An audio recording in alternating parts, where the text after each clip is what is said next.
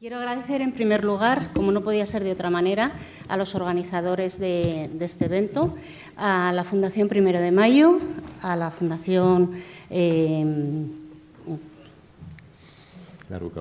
Largo Caballero, me he confundido, iba a decir Pablo Iglesias, Largo Caballero, y por supuesto a Navaz.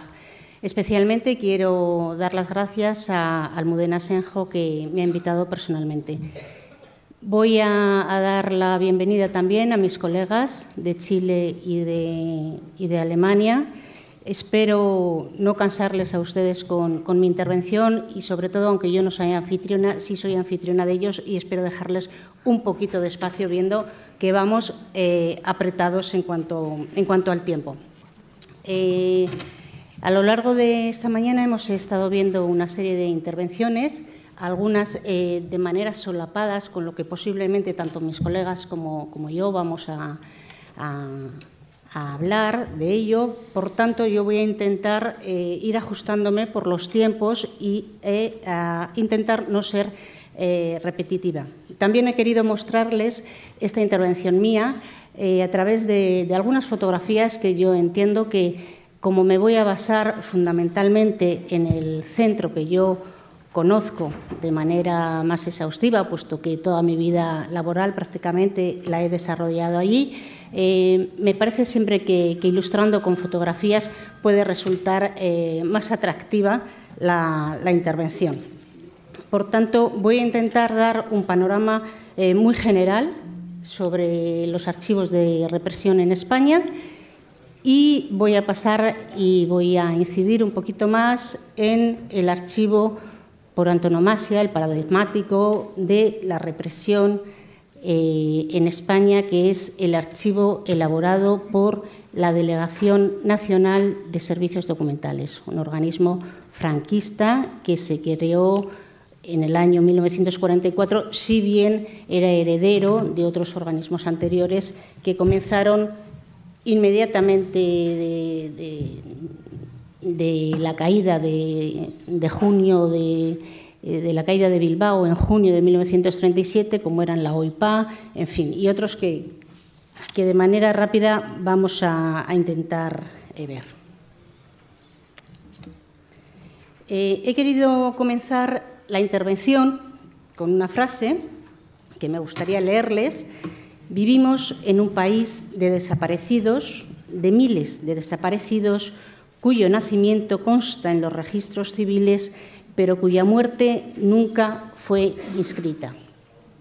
He querido, son unas palabras de Francisco Espinosa, que él menciona en la presentación del libro Todos los nombres, una base de datos de la represión franquista en Andalucía, y he querido empezar con esta frase de Francisco Espinosa porque me parece que presenta una realidad en la sociedad española difícil de entender, no solamente a nivel del nivel más íntimo de víctimas. Yo hablo de anillos concéntricos en este sistema victimario español y mundial internacional. Las víctimas más directas serían las que han padecido en su persona las consecuencias de la represión.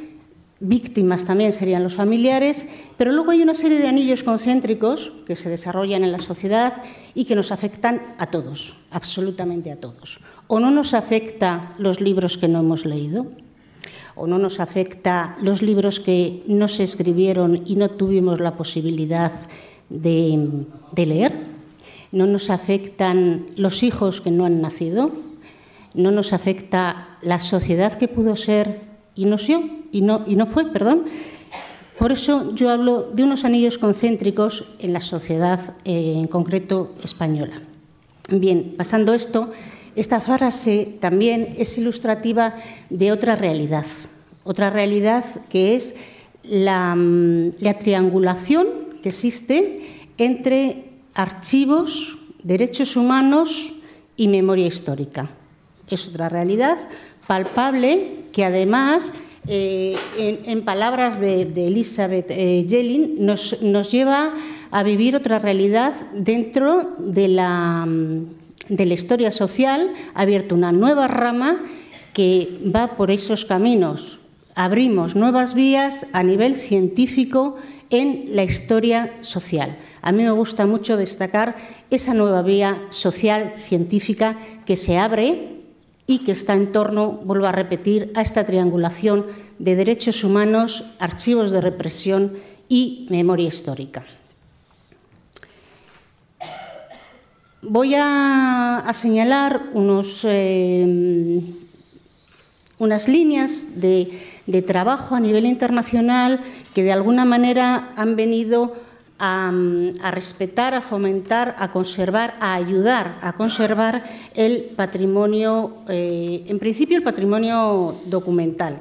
La primera norma, el primer tratado que se firma, que es el de la Convención de La Haya de 1954, después de los grandes desastres de la Segunda Guerra Mundial y, por tanto, de los grandes desastres de pérdida de patrimonio, se firma este tratado, como digo, en 1954. Algunos autores, como Ramón Alberch, opinan que no sirvió para mucho, entre otras cosas por la escasa presencia de países signatarios de la misma.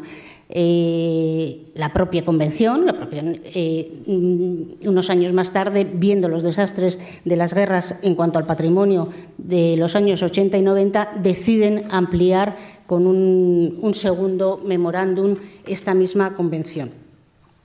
A nivel internacional también, pero ya más dentro de los archivos, ha comentado esta mañana Pedro López la importante contribución que ha tenido a nivel internacional y, en concreto, a nivel archivístico, el estudio que mandó elaborar la UNESCO a la CIA, que, como todos ustedes saben, el ICA es el Consejo Internacional de Archivos.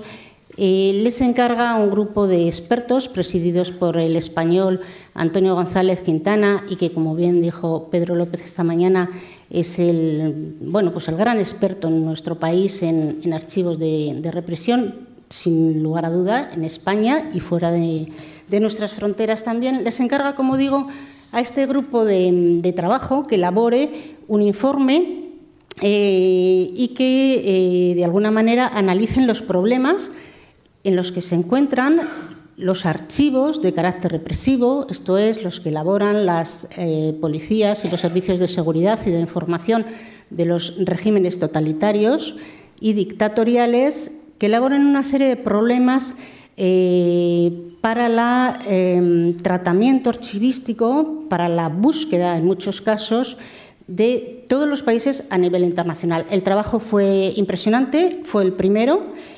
y es en el que nos basamos todos los que de alguna manera estamos relacionados con el mundo de los archivos. El propio Antonio, en el año 2008, viendo la importancia de esa primigenia de estudio, elabora una ampliación del mismo. Tanto en el primero como en la posterior ampliación de Antonio se realizan una serie de recomendaciones para la guarda, custodia, tratamiento archivístico y difusión y acceso. Tema especialmente importante. Antonio, además, ampliará, va un poquito más allá y hace una serie de recomendaciones de carácter deontológico, y no solamente dirigidas a los archiveros, sino también dirigidas a esos otros elementos que están de alguna manera relacionados con los archivos de la represión, como pueden ser las asociaciones de memoria, la propia Administración también.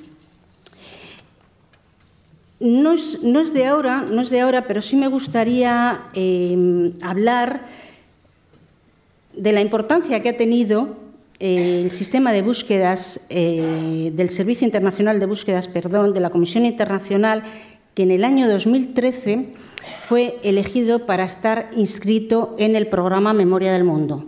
En este programa de Memoria del Mundo se trata de rescatar aquellos programas archivísticos, aquellos archivos que son de trascendencia y de gran importancia para toda la humanidad. Dentro de este programa, como digo, en el año 2013, entre otros, también anteriores, estoy recordando el de República Dominicana, por ejemplo, ha sido inscrito en el 13, de la Agencia Internacional de Búsquedas. Es un archivo importante porque rescata y difunde a nivel del ciudadano y sobre todo de aquel que quiere conseguir unos documentos para sus reparaciones, la documentación de los años 33 al 45 que testimonian el exterminio y todas las atrocidades del régimen nazi. Estos organismos internacionales, por tanto, que respetan y que fomentan la difusión, son de trascendental importancia y que, de alguna manera, deberíamos, desde nuestros archivos o desde nuestros legisladores, poner el punto de mira hacia fuera de nuestras fronteras. El último que yo recuerdo, caso desconocido que me ha producido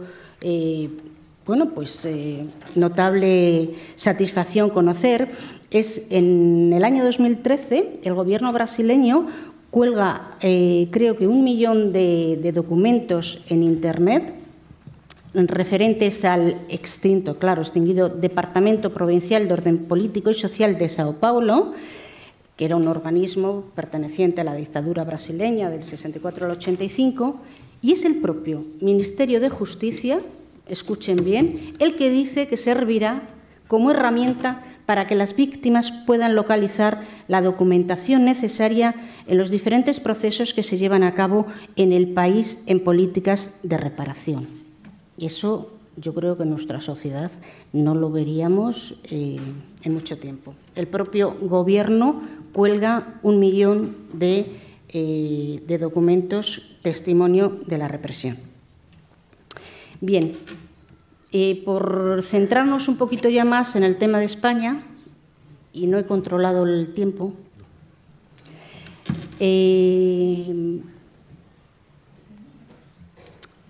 desde el primer momento en que se produce el alzamiento, hay una cosa que tenemos que tener en cuenta, y es que se va a producir la publicación de una serie de normas, desde el propio bando de guerra, del auxilio a la rebelión, que van a ir haciendo oficial toda la represión. Por tanto, todas las publicaciones y la normativa oficial de la parte nacional, llamada nacional, del Ejército de Franco, del Gobierno franquista, todo ese aparato legal va a construir una base, la base jurídica, sobre la que se van a desarrollar, todos los conocemos, estamos hoy en un ambiente de especialistas, por tanto, los consejos de guerra, los sumarísimos, tanto civiles como militares, las depuraciones.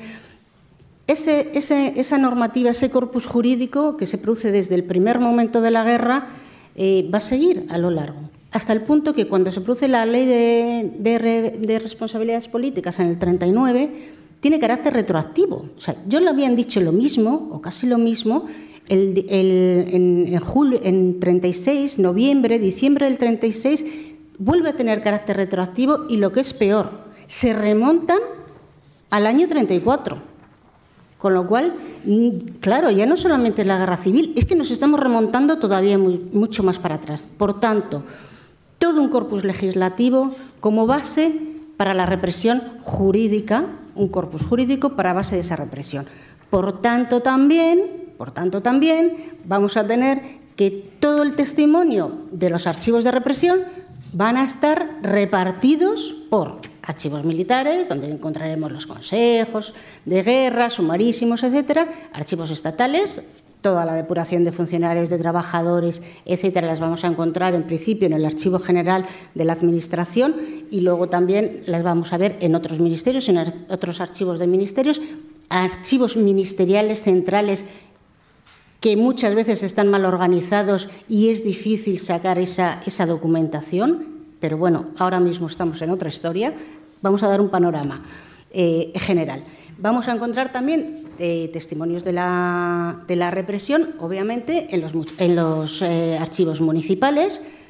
Lo sabemos todos porque muchos de los investigadores, fundamentalmente de las asociaciones de memoria histórica, que han empezado a indagar en esos archivos municipales, o también investigadores de universidades o investigadores dedicados a la historia, se están encontrando, me estoy acordando de Carmen García, por ejemplo, en Oviedo, que se encuentra en unas dependencias tiradas del ayuntamiento unos legajos, en el cual se abren los legajos y se encuentra con listas listas enteras de fusilados, 1.400 y pico creo que logra reunir. A nivel de gobiernos civiles nos ocurre lo mismo. En los archivos históricos provinciales es catastrófico. Archivos provinciales, municipales. Bueno, no quiero ir más hacia arriba. De momento hablamos de los municipales y de los históricos provinciales, que yo conozco menos y puedo hablar más, porque los conozco menos. Se encuentran con una documentación que no está tratada. Estoy acordándome, por ejemplo, ahora del libro publicado sobre la Real Chancillería de Granada, que como consecuencia de las leyes de Ley de Memoria Histórica comienzan a elaborar, digamos que una descripción sí ortodoxa. Pedro López aludía a que precisamente el hecho de que aparezca en función, en el escenario, la memoria histórica, hace que en algunos momentos, él hablaba de archivos de memoria, archivos nacionales de memoria, como que se diluye un poco el purismo de las normas organizadoras de la archivística. Pero es cierto, es cierto que de alguna manera los archiveros son funcionarios públicos y, por tanto, tienen el deber de servir a la sociedad. Y si en un momento determinado tienen una documentación que hace falta a la sociedad y tienen que escaparse de alguna manera de ese purismo archivístico, en mi opinión personal, a lo mejor soy un poco divergente en este sentido, pero en mi opinión lo debemos hacer. Bien, estoy hablando de la Real Chancillería, vuelvo otra vez. Estamos en el año 2006, creo, cuando lo empiezan a reorganizar, y se publica, bueno, pues un nuevo inventario en el 2009. El panorama que los archiveros destacan que se encuentran es aterrador, porque las transferencias se habían dejado de utilizar hacía tiempo, los inventarios de las transferencias estaban totalmente caput, como luego voy a comentar precisamente con las que vienen del Gobierno Civil, en concreto de Salamanca, con lo cual, ¿qué tienen que hacer? Prácticamente echar en tierra toda la documentación, hacer unos nuevos cuadros de organización y una clasificación nueva. Eso se retrasa en el tiempo. Y luego no debemos de olvidar los recursos archivísticos de personal y económicos que hemos tenido a lo largo de todo este país, y que luego, cuando escuchen a mi colega de Berlín, se les va a caer la baba cuando vean el personal del que disponen y los recursos económicos destinados a la organización de su servicio. Yo, por poner un ejemplo, para que luego recuerden cuando le escuchen, en el único centro, en el único archivo que conserva, el único archivo exprofeso para la represión, que es la de la Delegación Nacional de Servicios Documentales, el único. No ha cambiado la cantidad de personas que trabajaban en 30 años. Estoy hablando de los años de democracia. Con anterioridad, luego veremos algo. Pero en los 30 años no ha cambiado. No ha cambiado. Han cambiado las normas, han cambiado las leyes, ha venido la Ley de Memoria Histórica. Se está tratando de hacer por parte del personal del centro, que desde aquí tengo que decir que es un lujazo, porque siempre han estado con una dedicación encomiable al servicio del ciudadano, algo que, por cierto, aprendimos de un director que hubo allí, que se llamó Antonio González Quintana. Bien, aparte de esa encomiable, es lo único que tenemos, la buena disposición, porque económicamente ni más personal ni otra cosa. Voy a seguir avanzando porque, si no, he dado un panorama muy rápido. Quiero decir que ese era el panorama que nos encontrábamos el 18 de julio, cuando estalla la Guerra Civil, y el panorama que nos hizo provocar. Como voy a hablar del archivo de la Delegación Nacional de Servicios Documentales, he traído esta fotito antigua tan graciosa, en el cual vemos a la Guardia Mora de Franco. Se dirigen hacia el cuartel general de Franco. Este es el paseo saliendo de la Rúa, y se dirigen al Palacio del Obispo, que era donde tenía el cuartel general Franco.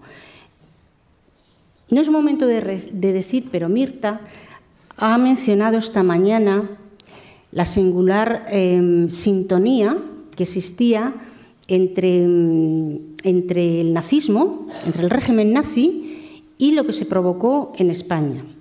Yo estoy ahora elaborando, que sacaré en breve, un artículo precisamente ahondando en que no se ha profundizado lo suficiente, no se ha profundizado lo suficiente en la influencia que pudo tener el régimen nazi y, en concreto, las personas que estaban desarrollando una política de propaganda del régimen nazi, como podía ser von Faupel, que fue el primer embajador que vino a Salamanca, en concreto, además, a rendir cartas credenciales. Yo creo que esta fotografía es de ese día que viene él y que luego juntos van al Palacio del Obispo, que era el cuartel general de Franco. Bien, a muy escasos metros de ese cuartel, en este edificio que ven en una fotografía antigua, que la he traído es profeso porque se viera antigua, comienzan a realizar, a partir del año 1937, como dije al principio de mi intervención, una serie de requisas incautables, de incautación, perdón. El ejército franquista, a medida que tomaba posiciones,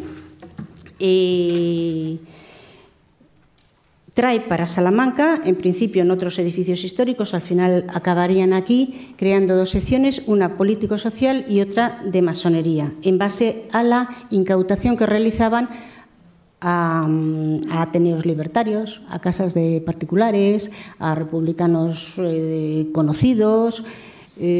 Según entraban, generalmente había unos señores de Falange que les daban unas listas y le decían, pues mira, en este pueblo podéis encontrar estos desafectos al régimen. Entraban en sus casas y requisaban toda la documentación. Vamos a lo importante. ¿Qué hacían con la documentación incautada? Se construyó, se elaboró, se procesó una serie de fichas organizadas nominalmente. Por cada nombre, por cada persona existiría una ficha en la cual se introducían datos como que tenía 28 años, que consta en el libro Registro de Fichas de Evacuados de Euskadi. Luego ponían la fecha del documento y remitían a un legajo donde se encontraría esa documentación. Este es otro ejemplo de ficha. Baltasar Hernández, funcionario del Instituto Geográfico, que entrega un donativo para el Socorro Rojo Internacional. Otra ficha, Antonio Hernández, perteneciente al Partido Republicano Radical Socialista de Bóveda de Toro, Zamora. Y a la izquierda de esta imagen vemos la documentación, cómo se guardaba en esos legajos. He recuperado también esta foto antigua. Es como lo organizaba la Delegación Nacional de Servicios Documentales. Entonces, había una sección que se dedicaba de toda esta documentación que se incautaba a partidos políticos, sindicatos, en general, todo lo relacionado con la política social. Al principio organizaron este fichero que he mostrado para organizar la contrapropaganda y al final para utilizarlo para realizar la represión dura, pura y dura. En España, en el libro Morir matando, de Navarro Bonilla, de Diego Navarro Bonilla, habla de una nación fichada. Y es que es verdad, es que la nación estaba fichada realmente. Y no nos da tiempo, porque no quiero ya restar tiempo a mis colegas, pero todos los organismos represores de tribunales de depuración, consejos de guerra, comandancias militares que elaboraban determinados informes, si hacemos un sistema de fichas transversales, o sea, sacamos una información de cada individuo que resulta inaudita. Estos son una foto antigua también de cómo estaban los periódicos de prensa. Claro, ¿qué tipo de documentación incautan? Todo tipo de documentación, lo vamos a ver. Fichas. Si yo les digo a ustedes, no sé si les resultará conocida los nombres de estas personas. Sí. Si damos la vuelta, ahí, qué pena, es que no se ve, ¿no? ¿Sí? No, pero no vemos a la nena que hay abajo. Ahora la vemos. Son los fotógrafos famosos, conocidos como Robert Capa y Gerda Taro. Muy jovencitos, los dos, en unas fichas de carné. Estas fichas, vemos, que están elaboradas. A lo mejor si cierro aquí arriba. ¿Me lo cargo? No sé. Bueno, son unas fichas de filiación de fotógrafo que realiza la Junta Delegada de Defensa de Madrid, republicana, la Secretaría de Propaganda de Sección Fotográfica, y cuando vienen aquí todos resultan identificados con sus respectivos carnés, demás. En esta ocasión tienen que tener un aval, que en esta ocasión es de la Alianza Intelectuales de Antifascistas, y en concreto vemos la firma, ustedes la ven, de Arturo Serrano Plaja. La documentación, desde luego, es interesantísima, toda la que realizan, pero incautan banderas, incautan carteles. El Archivo Nacional, el Centro Documental de la Memoria Histórica, que es ahora el que custodia, conserva, difunde y proporciona el acceso a esta documentación, podemos decir que tiene una colección de catálogos muy buena. Panfletos. La sección especial o masónica, igual que hemos dicho, político-social, ocurría lo mismo con la incautación que realizan a todas las logias y personas pertenecientes a la masonería, la ficha que realizan de Diego Martínez Barrio. Vamos a tener entonces, al final, un gran, voy a hacer un inciso en esta fotografía, un gran fichero tanto de personas relacionadas con lo político-social como relacionadas con la masonería. 64.356 expedientes de masones. ¿Saben cuántos masones había en España cuando se produce la Guerra Civil Española? 6.000. Y se convierten en 64.356. Bueno, junto con todo esto es documentación incautada.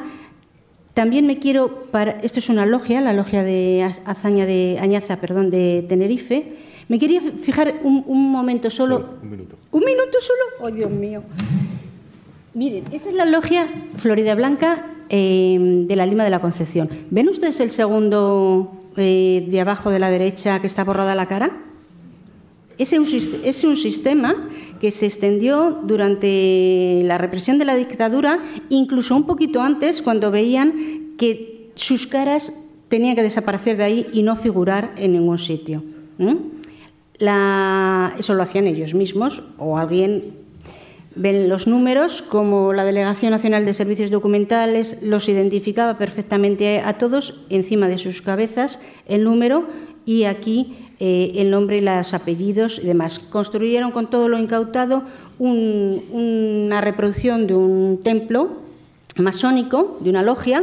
No se ajusta a la realidad, pero con el fin de ridiculizar a la masonería y dar tenebrismo, etcétera, sobre la logia y crear esa cultura que en definitiva caló en el pueblo español, en toda España, caló ese sentimiento de tenebrismo, de oscuridad, de los masones.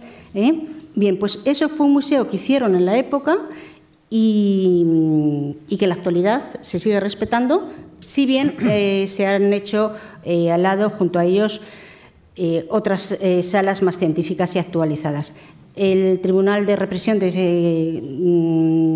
para la represión de la masonería y el comunismo, cuando se suprime, se lleva allí también a la Delegación Nacional, y luego ya en etapa democrática empezaríamos con el Archivo Histórico Nacional, la sección Guerra Civil, y el cambio y el vuelco queda en todo, porque se hace un acceso libre y democrático dedicado a la investigación histórica y, por supuesto, a la satisfacción de los derechos de la ciudadanía, muy principalmente a todas las normativas que se publicaron. Hubo un año que, por ejemplo, la Ley 37/84, por la cual se beneficiaban los cuerpos y fuerzas armadas del Ejército Republicano, cuerpos de carabineros y demás, colapsó totalmente el archivo. El que entonces era director tuvo que poner a trabajar hasta el servicio de limpieza en la búsqueda de documentación que necesitaban todos estos beneficiarios de las leyes republicanas, otras leyes de establecimiento en prisión, etcétera. Ese archivo, que en un principio había servido para la represión, pues vemos cómo en etapa democrática y con la normativa que publica el Estado español, el Gobierno, va a servir justo para todo lo contrario, para la reparación. Y como ya no me da tiempo a más, solamente me hubiera gustado hablar de los fondos que se han ingresado y cómo benefician, ¿no?, a la sociedad española. Como han hecho también alusión, 2 segundos. Esta es una imagen, vaya, se me fue. Esta es una imagen de una escultura hecha por un republicano español víctima del régimen nazi y que estaba en Mauthausen. El centro custodia desde el año 2010 esta colección, a la que yo tuve acceso en apertura privada con Jorge Semprún, y fue la primera vez que oí el término, lo digo porque se ha mencionado esta mañana, creo que por Mirta, con un término que ella no sabía, que es el de famélico, el del hambre. Jorge Semprún, cuando vio estas esculturas, decía, es que parecen de Giacometti, dice, parecen musulmanes. Y yo me quedé sorprendida con el término musulmán. Y digo, ¿musulmán? ¿A qué te refieres con el término musulmán? Y dice, sí, cuando estábamos en el campo, las personas que ya no podían caminar más porque estaban, debe ser la expresión esa, porque no tenían ya fuerza para caminar, tenían un término dentro del campo que se les llamaba musulmanes. Bueno, un montón de actividades que se rehacen desde el centro con vistas a reparar y hacer un archivo, bueno, pues que sirva a una ciudadanía en un régimen democrático.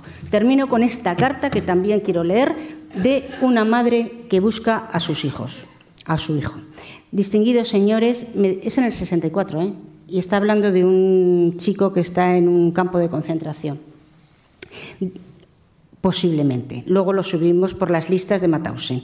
Distinguidos señores, me dirijo a ustedes porque quisiera que me dieran noticias de un hijo, que lo tengo perdido hace mucho tiempo y no sé si está vivo o muerto. Les ruego que me complazcan y me digan lo que sea para que no me martirice más.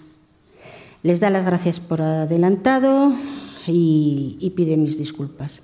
Yo creo que estas son cosas en las que, sinceramente, creo la sociedad española y los legisladores han luchado por solucionar este tipo de cosas, pero también soy consciente que nos queda todavía muchísimo trabajo. Y nada más, muchas gracias.